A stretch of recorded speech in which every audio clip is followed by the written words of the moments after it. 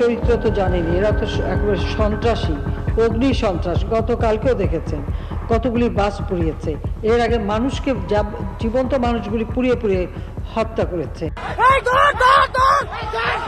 তো প্রতিদিন অগ্নিসংযোগ করেই যাচ্ছে। মানবতা বিরোধী অপরাধের দায়ে অভিযুক্ত ক্ষমতাচ্যুত সাবেক প্রধানমন্ত্রী শেখ হাসিনার রায় ঘোষণাকে কেন্দ্র করে এক নজিরবিহীন ও থমথমে নিরাপত্তা পরিস্থিতি সৃষ্টি হয়েছে। ট্রাইব্যুনাল চত্বর ও সুপ্রিম কোর্ট এলাকাকে কার্যত দুর্গে পরিণত করার উদ্যোগ নেওয়া হয়েছে।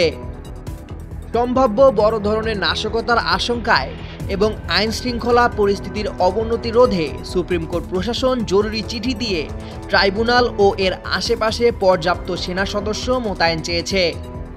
সুপ্রিম কোর্টের জনসংযোগ কর্মকর্তা শফিকুল ইসলাম এবং পুলিশ সদর দপ্তরের এআইজি AHM শাহাদাত হোসেন গণমাধ্যমকে এসব তথ্য নিশ্চিত করেছেন।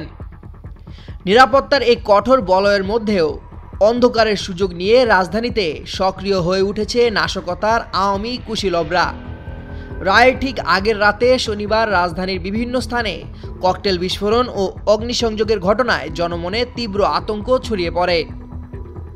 রাতের নিস্তব্ধতা ভেঙে বিমানবন্দর, রেল স্টেশন, হাতিরঝিল ও পল্লবী এলাকায় একের পর এক ককটেল বিস্ফোরণের শব্দ শোনা যায়।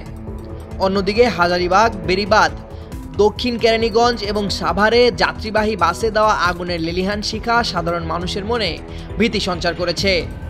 যদিও ফায়ার সার্ভিসের তৎপরতায় আগুন নিয়ন্ত্রণে আসে, তবে এটি স্পষ্ট যে একটি মহল পরিস্থিতি অস্থিতিশীল করতে মরিয়া।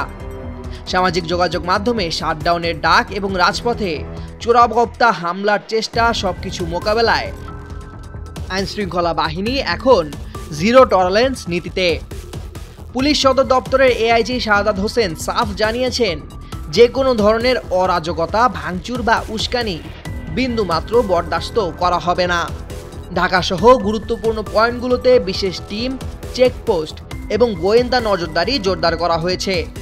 সব মিলিয়ে রায়কে ঘিরে ঢাকা এখন এক বারুদের স্তূপের উপর দাঁড়িয়ে, যেখানে একদিকে কঠোর নিরাপত্তা আর অন্যদিকে চোরাগোপ্তা আওয়ামী হামলার আশঙ্কা।